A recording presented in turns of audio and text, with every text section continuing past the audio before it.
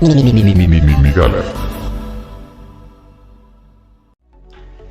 Amigos, ¿cómo están? ¿Cómo los trata la cuarentena? Espero que el encierro les sea leve. Como estamos todos en esta colectiva soledad juntos, vengo a contarles una historia de aislamiento y de soledad para estas épocas de cuarentena. Verán, hace un par de años yo estaba en una relación abusiva. Mi relación era con la clase media. Desde chiquito la veía lejana, inalcanzable, y habría dado todo porque fuera parte de mi vida. Y de hecho sí lo di. Como el gran Gatsby, trabajé y engañé durante muchos años hasta que mi amada y yo fuimos uno mismo. Solo que a mí no me mató, yo no me dejé. Y al principio me trataba muy bien, ya ves cómo empiezan todas estas historias.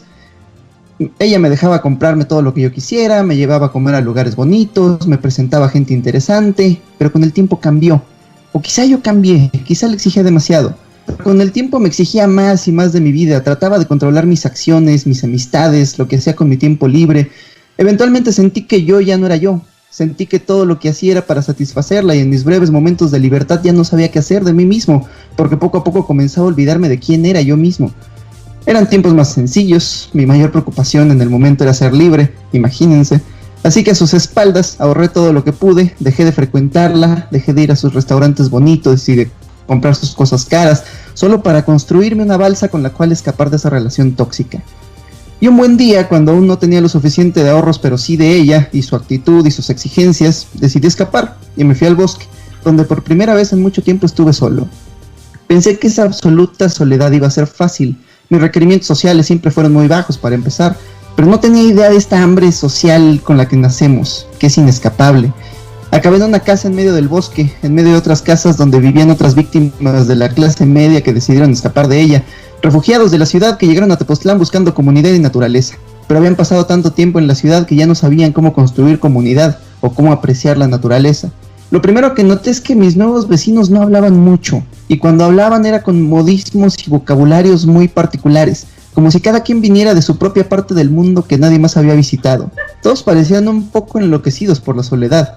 Y pensé, eso nunca me va a pasar a mí, pero luego yo también empecé a enloquecer un poquito. Extrañaba a mis amigos y a mi familia, pero sobre todo, y por más que odiara admitirlo, extrañaba existir alrededor de la misma gente todos los días. En el bosque aprendí que necesitas de soledad para averiguar quién eres y necesitas averiguar quién eres para ser libre, pero si no logras domar primero a la soledad, las exigencias sociales del cuerpo se vuelven incontrolables y te controlan a ti. A veces bajaba al pueblo solo para estar alrededor de gente, pero todos eran muy extraños. A veces platicaba con mis vecinos ermitaños, pero nadie duraba mucho tiempo en ese bosque. Todos sucumbían a las exigencias de la soledad y regresaban a sus viejas vidas. Mi teoría era que tenemos estos displays emocionales al frente de la cabeza, que llamamos caras, para mandar y recibir retroalimentación constante de todo lo que hacemos. Así nos evitamos el trabajo constante de averiguar qué hacer y cómo ser en sociedad. Viéndonos las caras y sintiendo cosas, nos moldeamos a partir de las personas que encontramos en nuestro círculo social.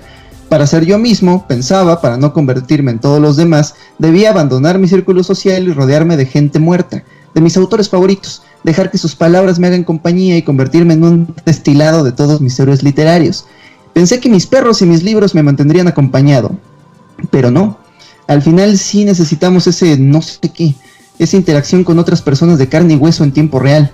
Es como el hambre o como la sed, es fácil caer en el exceso, pero la carencia absoluta también te mata. Así que empecé a invitar amigos a mi casa, mi familia me visitaba con frecuencia y yo a ellos.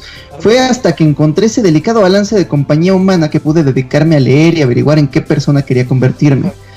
Tuve que admitir que sí, al final todos necesitamos de todos, pero aún estaba bastante aislado de la sociedad, así que pasaba semanas enteras en una especie de ayuno social, leyendo, trabajando, haciendo videos, solo para volver un par de días a la ciudad a atascarme de cuanta compañía y conversaciones pudiera, como un hambriento depredador social.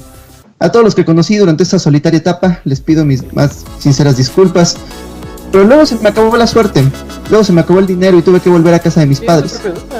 Fue triste, no lo niego, admitir que mis planes habían fallado, pero en el fondo sentí un profundo alivio de ya no tener que estar solo todo el tiempo.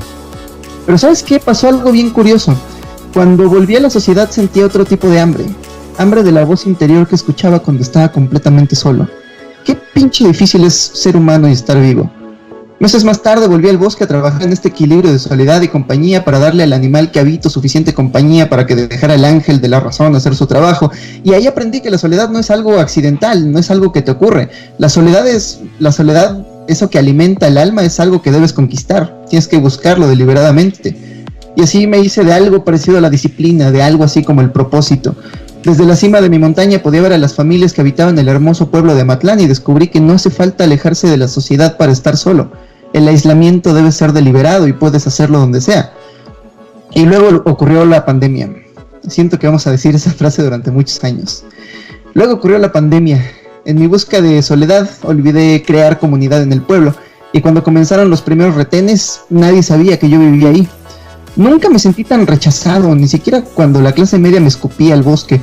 En una semana le habían cerrado el paso a turistas y proveedores de las ciudades grandes, así que ahora había menos comida en las tiendas. Y la comunidad en ese pueblo maravilloso era tan unida y tan bien organizada que la poca comida que llegaba se repartía entre la gente cercana a la tienda, entre las familias y amigos, para que a nadie le faltara. El problema es que yo nunca me hice parte de esa comunidad, y cuando iba a las tiendas me tocaba ver anaqueles llenos de comida ajena porque nadie había guardado para mí.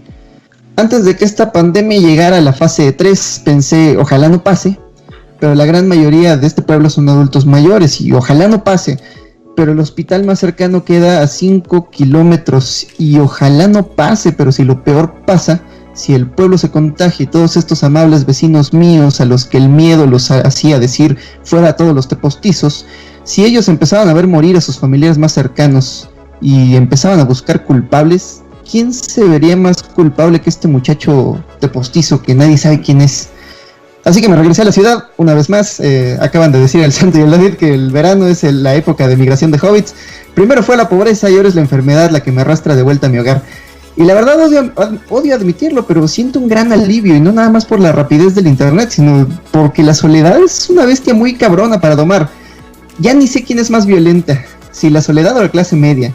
Porque la sociedad aspira a controlar todas tus actividades y si no te cuidas te convierte en su esclavo. Pero la soledad, si no le prestas atención, te destruye. Estar solo es un juego peligroso, de grandes riesgos pero grandes recompensas. Porque al otro lado del silencio te encuentras tú mismo, tu libertad y el infinito potencial de lo que puedes hacer con tu vida. Y eso es algo que la clase media nunca pudo ofrecerme. Pero pues a eso venimos hoy, para hablar de la sociedad. Cómo domarla, cómo sobrevivirla, ahora que no tenemos otra alternativa que convivir con ella.